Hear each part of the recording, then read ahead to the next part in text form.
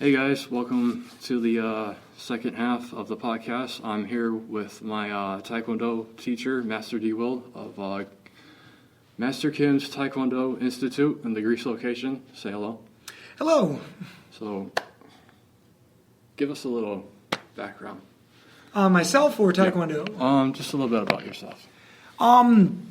Let's see, I started Taekwondo 23 years ago when I was 11. I actually started with my father. Master Kim's had just opened in Penfield, and I had just kind of expressed an interest in martial arts, and my dad took me down, we got started, and 23 years later, here I am as, master instructor at Greece location. Okay, so we're going to get a little bit in the history of Taekwondo, so tell us a little bit about it.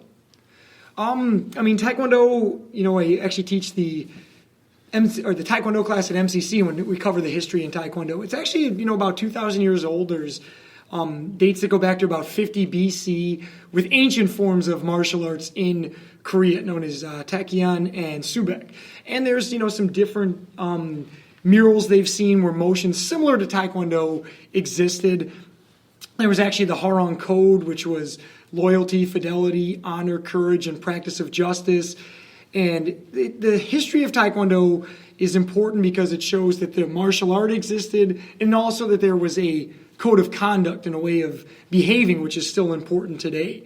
And then throughout history, Taekwondo changed with the times during the Korean occupation, the Japanese occupation. Taekwondo or the Korean martial arts were kind of subdued and kind of practiced in secret. Then around 1945, when Korea gained its independence, Korean history became really important. So they got together all the different styles of martial art in Korea, kind of created karate. I think around 1955, the name was created. 1957, I believe, it was officially Taekwondo. Then it was the national sport in 1971 and moved into the Olympics in 1988 as a demonstration sport. And now it's the biggest martial art in the world.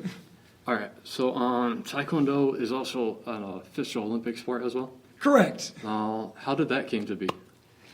I think it was just with the progression of Taekwondo. Like I said, it kind of spread around the world and it became really popular as a sport. Actually, Dr. Eun-Young Kim was vice president of the International Olympic Committee, and he was the founder of Kukkiwon and World Taekwondo Federation. Basically started the governing body of Taekwondo in standardizing it and bringing all the other Korean martial arts together. And then it became really popular as a international sport in the Olympic movement. It kept pushing forward. And in, like I said, 1988, it was a demonstration sport. In 2000, it's officially in the Olympics. Speaking of the Olympics, it was about like a month or two ago. The Summer Olympics, there was the Taekwondo event as well? Correct, yep. Okay. What else did I want to get to? Okay, how would Taekwondo help? How does it help? That's a good question. When we have kids come in, it's everything. Most of the parents will say they need a little more discipline, or maybe they need some confidence, or maybe they just need to get up and do something. They're not as active as kids used to be. Adults, it's a lot of times stress relief or something they want to do with their family or something they just kind of, missed when they were a kid and they want to try it out. So, it serves so many different purposes. That's what really makes it an amazing martial art and thing to do. Okay. Now, would you say that you can consider Taekwondo as like a lifestyle as well?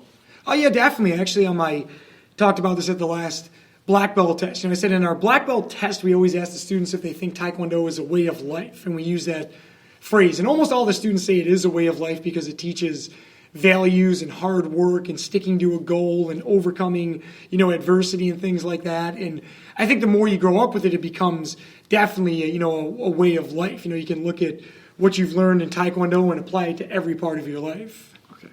So, and in the first half of this episode, I explained that Taekwondo helps build character, self-confidence, and that type of stuff. Sure. Let me think. So there are also the different type of belt ranks as well. Yes, correct. How like when you go through the belt levels, there's like you have to like train like a certain amount. Yes, I mean every school will be different in how they break up the ranks, what colors they use, the time period. Typically, like white to black is in our school is 3 years, which is pretty average, I'd say, in most Taekwondo schools, 3 to 5 years. And as you go through the ranks in our system, it's every 3 months. So we feel 3 months is a good time to get down that portion of the Taekwondo curriculum, the form, the poomsae, the sparring, and everything. And then what we want to look for is each test after that showing improvement and building on what you learned. And then we little by little introduce new elements as far as harder poomsaes, different blocks and strikes.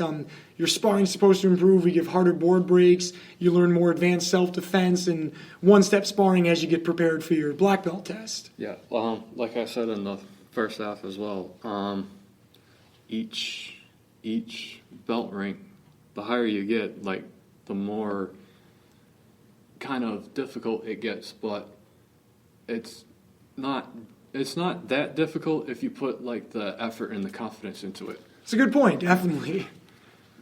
What else did I want to get into?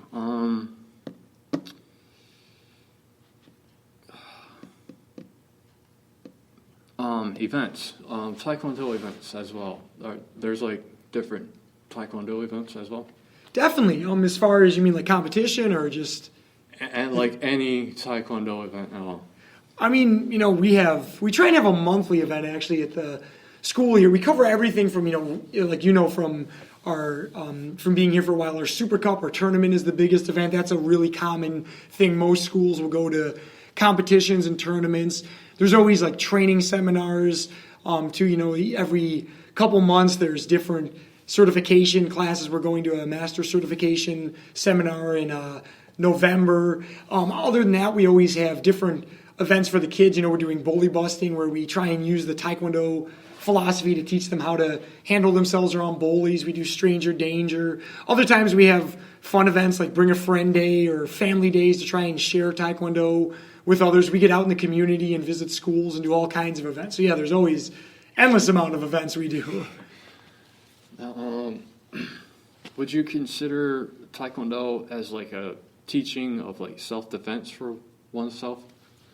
Oh yeah, definitely. I mean, from self-defense, there's a lot of things. I mean, the first thing it starts with is your attitude and your confidence in yourself. If you have the right attitude, a lot of times you can avoid conflict just by walking away or being smart and knowing how to conduct yourself so you're not getting into, altercations.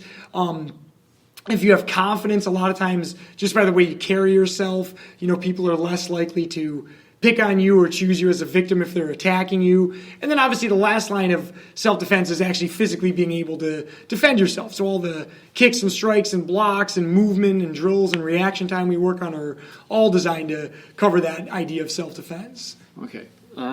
Besides this location, there are other 2 locations as well. There's the one in Penfield. Correct. And then there's another one in Arundecoy? Yes, exactly. Okay.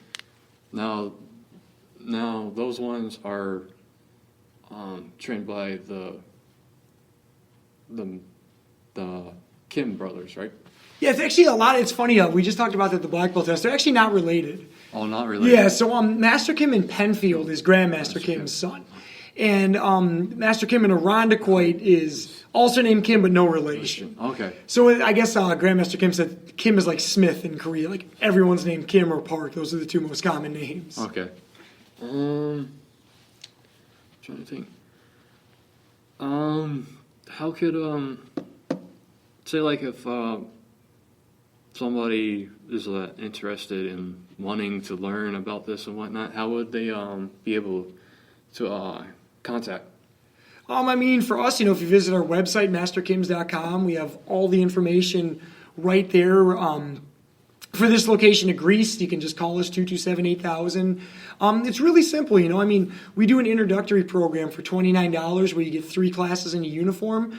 And that's the best way. You can obviously read about it and do research to be prepared, but before you, or what's better than just reading it is actually doing it, getting out here and just trying it out. Then you can meet the staff, meet the other students in class, and just see if it's something, you think you would like to continue with. There's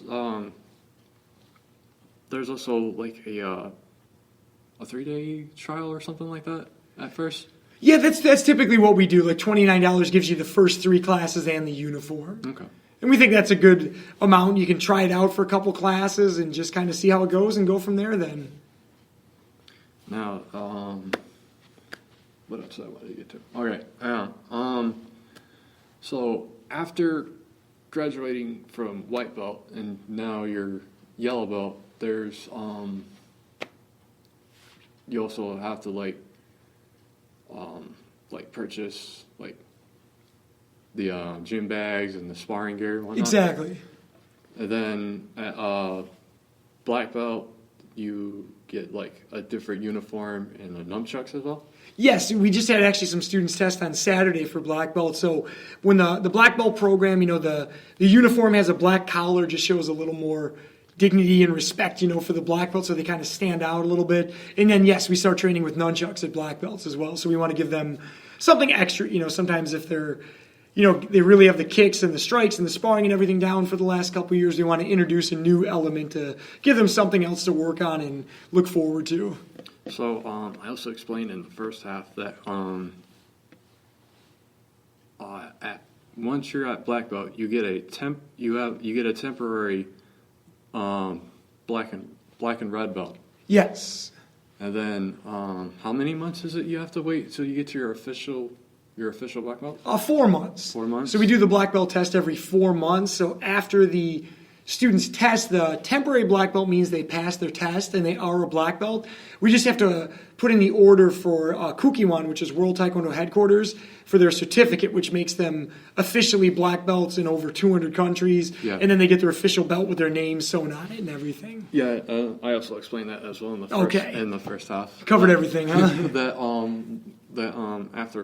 after the 4 months with your temporary, you get the official black belt with your name on it. And you get a certificate from Kukiwon. Correct. And a type of award as with that. Yeah, we usually we try and hand out we hand out to the students who just got their black belt called the Perseverance Award, right. And that just means that they've made it through, because you think about who you start Taekwondo with, and a lot of times most of those people are not going to make it to black belt. It's our school is pretty high percentage rate because we have a really good system for that, but it's the odds are definitely against getting your black belt unless you really have that perseverance to stick with it. Right. And there's so what are the different types of training to go through in Taekwondo? You mean as far as areas that would be covered on the test, or everything? Well, I mean, obviously, as far as training, there's so many different parts. If we start off where we have the warm up, so we're strengthening the body, working on some conditioning, working on flexibility. We have kicking drills where we're training to perfect the techniques and learn them. Then we have sparring type drills where we're using them with a partner. Self-defense drills, taking it to more practical level. Board breaking and power breaking, and like I said, black belts do weapons training. So there's always different lessons that we're covering in each part of class. And then for the training for testing, how does that go? Each level has a specific requirement to pass the test for the next level. Usually it's the white belts are basic forms or basic motions, blocks, strikes, and kicks. Then we put those together in forms to make pumseis. One-step sparring is learning some basic blocks and counterattacks. Then we have a board-breaking technique to check that the students know their basic techniques as they move through the levels. And we have sparring to see that they can put it all together and practice the Olympic sport of Taekwondo. And there's a written test. They have to understand the philosophy of Taekwondo and learn some of the Korean terms and understand what Taekwondo is all about. Yeah. All right. Well, I guess I'm about to end it here. Thank you very much, Master DeWild, for being on here. Yeah, thank you for having me. I appreciate it. All right. Till then, thank you guys for listening to the podcast. Well, I'll talk to you guys next time.